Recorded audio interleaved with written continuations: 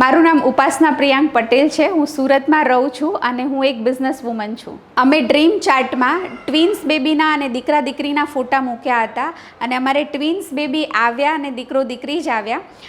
પણ બધાને ખબર છે ટ્વિન્સ બેબી હોય તો બહુ જ તકલીફ પડે.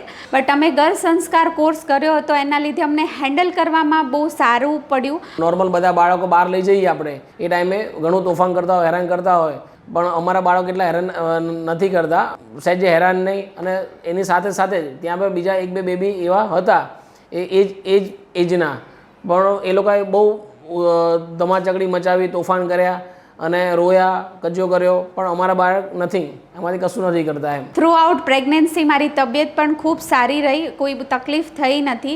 અને બાળકોનો જન્મ થયો ત્યારે એમનો વજન ખૂબ સારા હતા. એમને કાચની પેટીમાં રાખવા કે કોઈ બીજા બીમારીથી રાખવા પડે, હોસ્પિટલાઇઝ કરવા પડે એવું કંઈ જ થયું નથી. હું પ્લાનિંગ કપલ્સ અને પ્રેગ્નન્ટ લેડીઝને કહેવા માગું છું ખાસ કે આ જે કોર્સ છે ડ્રીમ ચાઇલ્ડ ગર્લ સંસ્કારનો, બહુ સારું ભારતના નિર્માણમાં કે આગળના ફ્યુચર જનરેશનમાં યોગદાન આપી શકીશું.